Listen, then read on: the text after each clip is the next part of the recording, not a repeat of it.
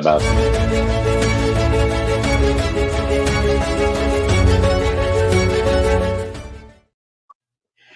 Welcome back to the VET S.O.S podcast brought to you by the Who You Know Network. VET S.O.S is a proud member and glad to be supported by the Parade Deck platform. Remember, don't drown in the sea of transition. Grab the VET S.O.S Lifeline. We got another great state-specific type organization here with us today. Excited to chat with Steve Janke of Semper Forward Mission Wisconsin. Looking forward to getting into this, and I know I'm butchering the name because we discussed it earlier. We'll definitely work on that as we go through here. No, actually, Shawn, you got it right. So that's why I was smiling. You nailed it. I'm 1 for 1 today. All right. No short-term memory loss on this morning. All right. Once again, I'm joined by Keith Cassant while Eric is out on mission. Keith, how are you doing today? I am living the dream, brother. It's good to be here as always. I shouldn't say as always, but it's great to be able to fill in and assist while Eric's out this week. Outstanding. We're glad you're here with us today. So let's jump right into the introduction. Steve's a Marine veteran who's been engaged in state-level talent attraction for several years. Through his work, he has developed a globally recognized best practice for recruiting transitioning military and successfully transitioned a government-funded effort to a for-profit company during a global pandemic. He has served as an advisor to presidential advisory committees on infrastructure support and has consulted with numerous states on how to better attract military talent. Semper Forward addresses the national level need for talent attraction by aligning national companies with his gold standard model of transition support. A subject matter expert in building communities of support around the transitioning military family, he continues to serve his brothers and sisters who have served.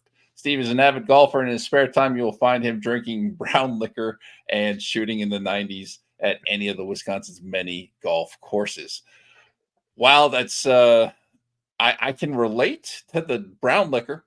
I cannot relate to shooting a 90 because I've never even come close to a 90. But how you doing today, Steve? It's just further proof that I'm honest, right? Like there is, if it was a vanity handicap, I'd be like shooting in the low 80s. But that is not true. Those days are behind me now. I gotcha. So how you doing today? I'm doing really well. Just returning from a trip to Europe in which we went to RAF Mildenhall, and then we did Ramstein, Stuttgart, and Bavaria with hiring our heroes, and then ended with a short one-day event supporting the 173rd in Vicenza. Nice. Yeah. Nice. So it was a good time, as you could imagine. I'm a little jealous. I haven't been back to Europe since I left there a few years back. All right, so let's jump right into this, man.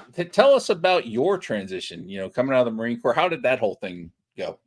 Well, my transition was wildly easy, which sounds funny as somebody that helps people through transition, because when I left the Marine Corps, I served from 96 to 2000. And when I talked to my recruiter about joining the Marine Corps, it wasn't on a whim, but it was a choice made because I got accepted into college, and I had a cup of coffee at UW Platteville, found beer and Nintendo. Anybody that's went to UW Platteville knows that in the 90s, there were no women there.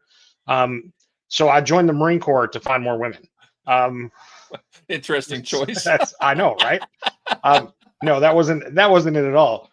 But really, they didn't get my tuition check for second semester. So I knew what I wanted to do. I wanted to co-own and operate the family dairy farm. I'm a 5th generation recovering dairy farmer.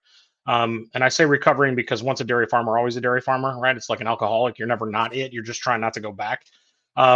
So when I landed at Dane County Regional Airport in Madison, Wisconsin, my family picked me up and I was milking cows that night. So my transition, and then I proceeded to do that for the next 15 years. Now, the transition that I found to be the hardest was when I decided that the economics of a small family dairy farm were not going to be the future that I wanted. So I had to start building a plan around, one, leveraging my service in the Marine Corps and the skills I learned in fire direction control, which, by the way, are none. Just saying. And then what I learned in co-owning and operating a family dairy farm for 15 years. And how do I translate that to the civilian world? And naturally, I went with physically shoveling manure to verbally doing it, and I got into politics and government service. So it just makes perfect sense, right? But that transition piece, that took the better part of, I built a network over 6 years before I executed on that plan, and it still took me 14 months of application, interviewing, networking to finally get a job in a field that I wanted. Um, so it was all the things that I didn't know, but that period of transition really helped set up the foundational elements of what we do at Semper Forward and Mission Wisconsin in supporting not just for the employment part, but also how are you connecting the community, how are you better building your network, those type of things.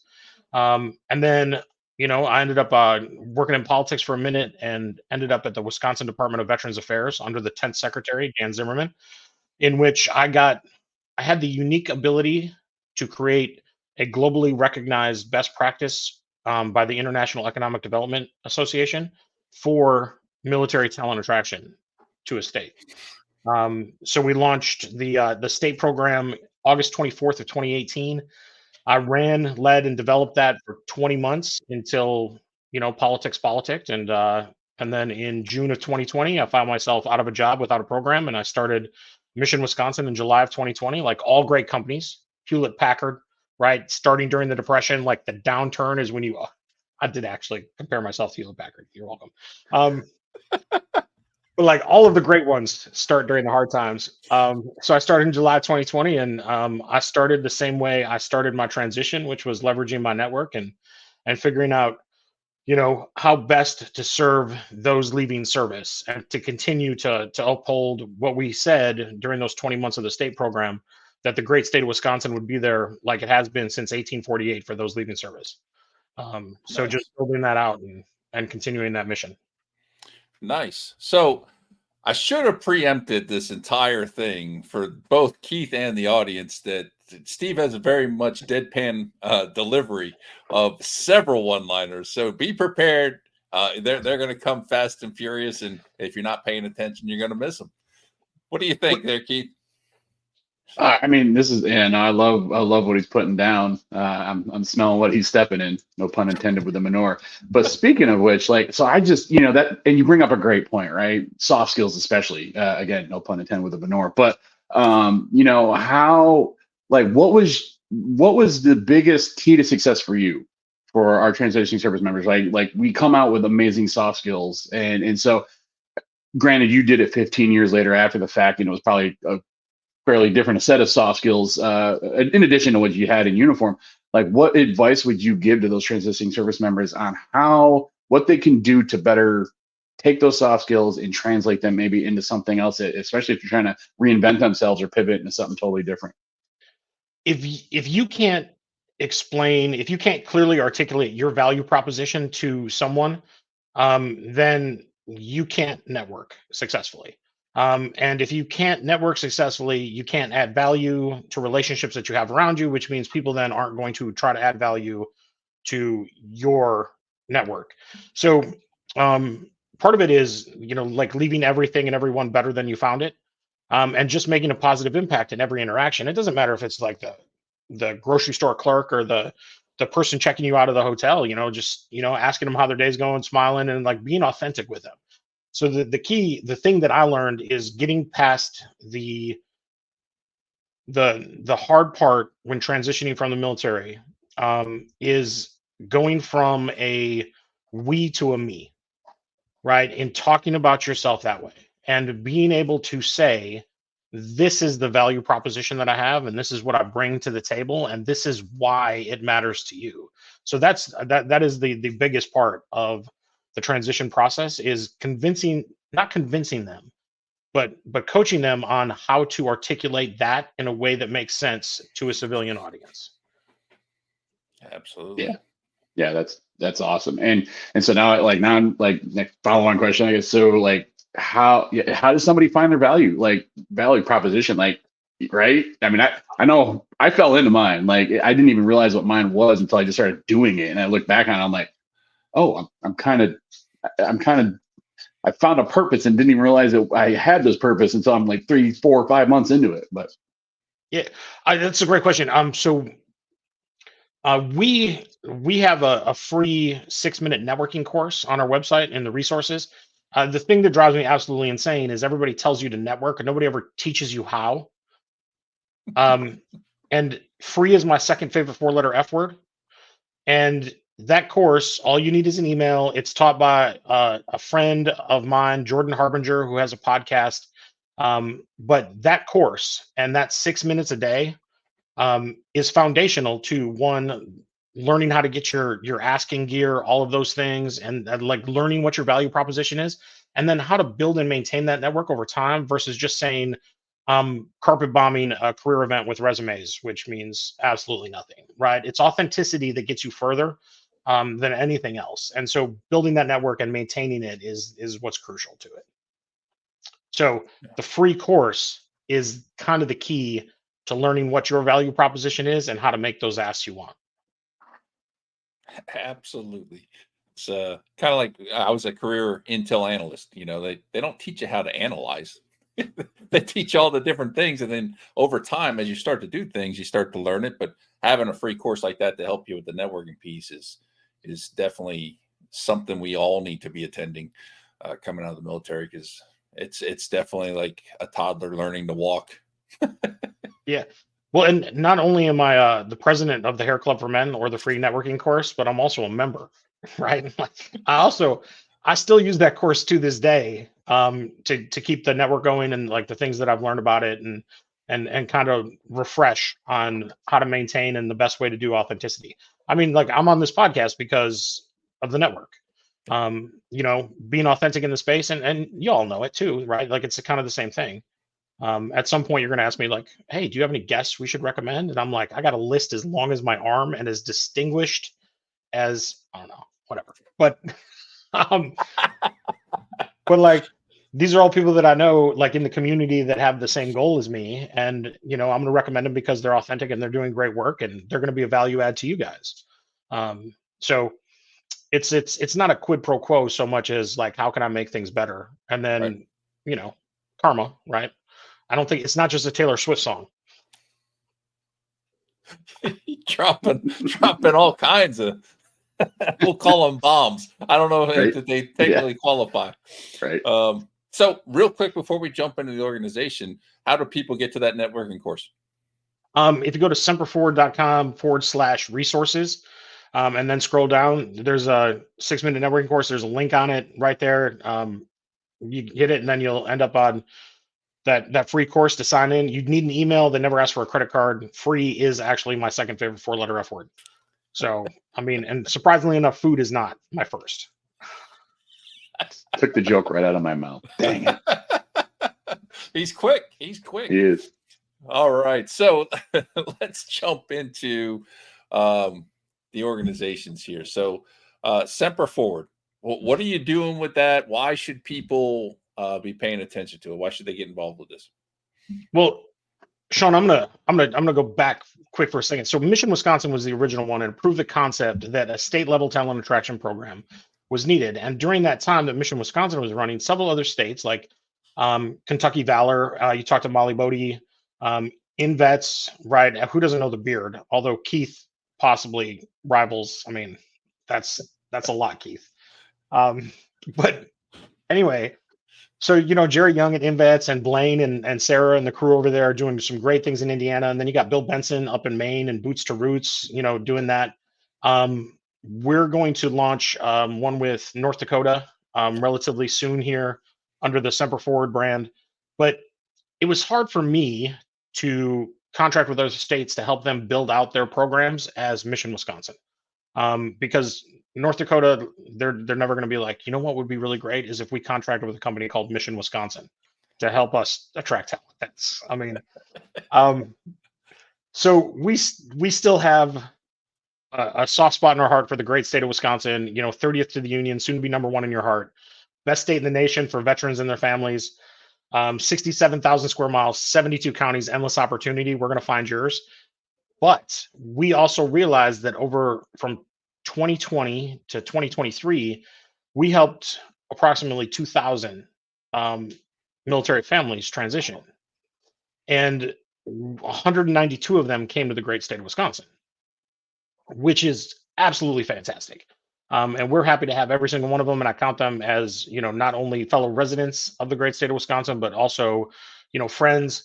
But we were spending 100% of our brand awareness on 10% of our candidates. And we were having, as far as events go, you'd be surprised how many folks said, "Where is Wisconsin?" Which actually, it's a great, like, for me, it was always fun because I get to say, like, centrally located in North America, right? And that sounds warmer than the upper Midwest, right? According to our marketing people. Um, and then after that, I'd get to go into do you have a moment where I can share the gospel of the great state of Wisconsin with you? Um, and and then I just get to do the pitch. But it also made me weep for the public education system, which was probably a whole nother podcast asking where the great state of Wisconsin was. But um, I also, removing the geographic bias from helping the military community was what we really wanted to focus on. And Semper Forward combines my two favorite things. Don't tell my kids, but the Marine Corps with the Semper, and then the great state of Wisconsin's motto is forward. And it speaks uniquely to transition, where you always have to be moving forward, always forward.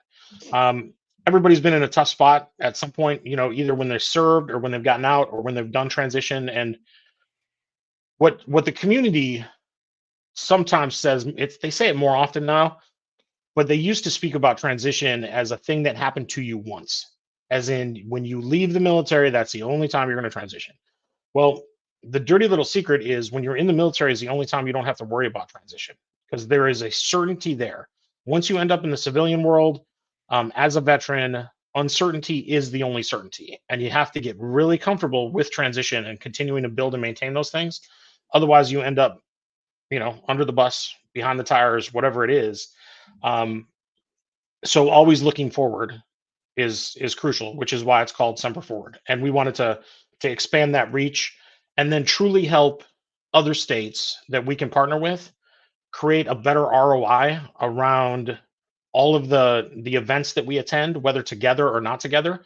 So it's not about a candidate coming, to the InVets or Kentucky Valor or the Semper Forward table, and just us holding on to them. It's about saying, hey, we can introduce you to all of these great people that align with our mission as well.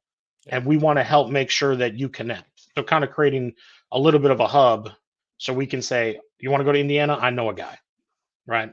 It's always good to know a guy. Yeah. And Keith, this is something that really stuck out with this whole group. You mentioned, Kentucky Valor and InVets, and these guys have all referred each other. I meet one and I'm talking to the next one, and it's just such a great little network focused on the state stuff. It's really cool, Keith. Yeah, like I was telling you when we were meeting with Kentucky Valor, I was saying, I got a son at Fort Knox who's getting out next year. Coincidentally with Steve here, I've got a son in the Coast Guard who's stationed in Milwaukee right now and getting out next month. So, but he's going to the college, right? He's coming back home and going to school. But I mean, even then, just knowing that those resources are available, and they're even available beyond, right? Mm-hmm. That's the beautiful thing, is it's not some organizations, you have to leverage them while you're either in transition from the military, or you have to use them like within a year or so post transition. Whereas, your services, if I'm hearing what I'm hearing is like these are always available to these veterans, throughout their life of transition. Is that correct? Absolutely. And it's not just the service member, but it's the military community. So we help the military spouse, the dependent children, partially because they all have that same experience, right? And it's kind of all that callback too, but helping that family connect when leaving service is the most crucial thing, because everybody, like, the focus is always on the service member, right? Always on the veteran. For the most part, like, how do we get them a job? Yeah. We think about the job as the starting point in the process. Like, we joke we're going to be with you from the event until we unload the U-Haul with you. And we've unloaded a couple of U-Hauls, all the way like northern Wisconsin between Christmas and New Year's. One of the folks that we helped to get to the great state of Wisconsin came in, and his U-Haul showed up on December 27th. And I was like, yeah, I'll drive up. It was, 4.5 hours, but helping him with the big stuff and kind of doing that. But that made me realize that the connection point, employment is the trigger. How do you connect with benefits, education, community, resources, economic opportunity, and all of those things, not just for you, but for your family? So we built a like a national we built a relationship with the National Association of Realtors to connect our service members to military relocation professionals throughout the country. So I don't have to manage a realtor in every country. I have a point of contact, and then they get to do what they do best, which is connect them to MRP certified realtor somewhere else. And then for benefits, we know where to ask the questions. So we always leverage the county veteran service officers first, in any state. And when I was running Mission Wisconsin, which I still am, it's always kind of embarrassing to call up, Lake County, Illinois, and tell them like, "Hey, I'm Steve. I'm the founder of Mission Wisconsin, and I have a service member that's moving to your county." And they're like, "Your name says Wisconsin." I'm like, "We all make bad choices, and some of them are Illinois, right? I can't help it. You should still help them." Um, so, so, so anyway, Gonna have but a like turf war. it's truly about making sure that we act as like an ombudsman for their transition and give them good advice. And we tell everyone that we have 3 responses: yes, no, and I don't know, but I'll find out. And then we just make the connections. So we facilitate those things, and it's never sending you to a website. It's always, I will find a person to introduce you to. Yeah. And I mean, I know of one in particular who's right in your neck of the woods, but I'm just assuming you all have like even like assistance with the VSOs and the VA process and all that. You have connections over there as well. Oh, absolutely. Yes. Yeah. Yeah. That's awesome. It's such a great network. Yeah. And then the beauty of it is everybody gets to win, right? Like the service member of their family gets supported, and it's not about like owning. Too often you think about metrics as I'm the only one that can help this family, and that's entirely not true. Because one, I'm not smart enough to do all that stuff, and two, um, it's a lot more it's a lot more seamless if I can introduce the people that are the subject matter experts, and then just have them in my network. So we run down, once employment secured, and we introduce you to our network of partners, and employment happens, then we say, okay, so in this location, do you need assistance with housing, whether it's buying, renting, or leasing? Do you need assistance with educational connections? Like, and we're talking like K through 12 schools, that type of thing. Like if you have kids that are going to those schools, we'll introduce you to the superintendents. Because I served on the local school board for 9 years, so I'm a shameless self-promoter, of the person we're working for. So I will call up school districts and be like, "Hey, you got a new family coming in your district. You should really meet them." And then we'll do the economic development community in that area, so you understand what's better happening in the community and events you can attend and how you can plug in, all the way down to the veteran service organizations like the Legion, the VFW, the Marine Corps League. Whatever's clever, we'll introduce you to. Nice. That is awesome. I absolutely love the fact that it's a great network. You're looking at all kinds of aspects. Yeah, because like you said, the job is probably number one in a lot of cases. For my family, our decision was first decide where to live. Once we decide that, then I'd figure out the job piece. But that's the route we took. And either way, it's just great to start having all those resources being thrown at you and people willing to reach out to you and help you get involved. And because a normal PCS is stressful and painful, and you don't know what you're getting into half the time. But at least you're going on base where you're immediately going to know people and you all think this, or do things pretty much the same way. It's that lifestyle. But that retirement PCS, that's a different animal. Yeah. And we joke that we make transition easy enough that Marines can do it. So it's just we just insert crayon joke here. Absolutely. I'll tell you what, man, my cheeks are starting to hurt. I don't I know, right? I laugh a lot on this podcast because we have a lot of fun, but I don't know that I've laughed this much yet. So just out of curiosity, go ahead, please. Go ahead, Steve. No, go ahead, Keith. So I was just curious, like I love the partnerships. I love the networking, the camaraderie. And so I'm just curious, like I'm kind of spitballing here, but I mean, is there any vision for this to go federal? like even bringing this to the federal stage where this is kind of becomes a legislated thing where there's there's support across the country for this. Yeah, absolutely not. The government's always going to government, and they're terrible at governmenting. And anytime you introduce government, there's going to be bureaucracy followed by the ever expanding bureaucracy to meet the needs of the ever expanding bureaucracy. So I would really rather not mess around in that. The part of the reason why it works is because the companies that support us have a little bit of skin in the game. So they definitely want to see better outcomes. We also then get to be a little bit more agile because we're not beholden to grant metrics, those type of things. And we get to serve the candidates in a way that makes sense to us by not saying like you can only go here because they're our partners. So if we're talking about Adam Smith, Wealth of Nations, and like we provide free transition coaching for everyone, which we do, the exchange of that service for the goods that they get is that we want them to consider our partner network, the people that we know best first, because it's a lot easier to get in front of somebody if they say, I know Steve and the team, and you've already vetted those people. And then we just do referrals. So it's not a staffing agency, right? It is truly a talent pipeline. And all of our partners engage with us because they want to connect with those candidates in the most efficient manner possible without attending north of 50 hiring events a year all over the world, which is what we do.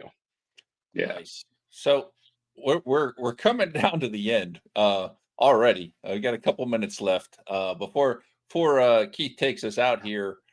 Steve, real quick, can you tell us about the Semper Forward Foundation? Well, to that piece of so the Semper Forward Foundation is something that we're kind of working on right now, and it's going to be a supportive effort for veteran nonprofits. Like the last thing the world needs is another veteran nonprofit. Right? I mean, come on, Mike, seriously. But there's a ton, says the guy who's starting a veteran nonprofit. But there's a ton of really great nonprofits that are doing some really awesome work. And we want to be a force multiplier for them. So the first bucket, the idea behind it is to allow them to connect with us for grant writing, auditing, reporting, bookkeeping, those sort of services that often take up the administrative side, right? That often take up a ton of time versus the people that are actually doing the work. You ask anybody that started a nonprofit, they're going to tell you like, I thought I was going to be doing this and I ended up doing paperwork for the majority of my time. So the middle bucket is leveraging our corporate relationships that we already have in order to connect with those veteran nonprofits that we work with that are doing the work so they can make a bigger impact locally in their community. And like a lot of it is kind of like that transition piece where we're just accentuating the network that we know that are doing good work to help them connect to large companies that we know that want to give to have a better impact in their community. And then the third bucket is the community building aspect, in which we talk about veteranpreneurship, but also that PCS level support, right, for the family, being able to truly help them through and have nonprofit support, that piece of it that we do on the Semper Forward side. So we're excited about it. As a matter of fact, I think after this, I'm headed to the post office to actually send in the articles of incorporation. So nice. So cool. The legal disclaimer is I was not soliciting here for any donations. Boom. I don't have access to the truth bomb on that one. No, that's amazing stuff, Steve. So just out of curiosity for all the folks listening in and everything, both I want to ask maybe the same, but both are transitioning service members that could use your services, but also anybody who's out there that might be like, you know what, I want to help. Like I'm in Nevada and I want to get something like this going. So both of those sides of the coin, how do these folks reach you? Semperforward.com. You can fill out a contact us form that's on there, either for transitioning service members or for companies. We are looking to build that interconnected network of support, like through the state level type of thing. So, North Dakota's coming up, which we're really excited about. Hopefully we want to, like the upper Midwest, think where there's not a ton of military bases. Texas does not need help attracting service members to Texas, right? Like California does not either, neither does Florida. But like building out some of those where the states have a lot to offer, but service members just don't know how to get there. And then, building that bridge for them. So when we talk about building out state programs with them, we talk about the state will provide the platform and we'll provide the suspension cables through the marketing outreach events and then the retention consulting with their companies. But yeah, we're always interested in talking with more. Yeah, that's awesome. Yeah, no, I love what you're doing, and yeah, it's an honor just to have you on the show and be able to hear about these amazing things. So keep doing what you're doing, brother. It's amazing stuff. But yeah, on behalf of the VET S.O.S family, we just like to thank everyone for joining us today, to include Steve, and make sure you follow and subscribe to us on YouTube and your favorite podcast platforms. And remember, don't drown in the sea of transition. Grab the VET S.O.S Lifeline.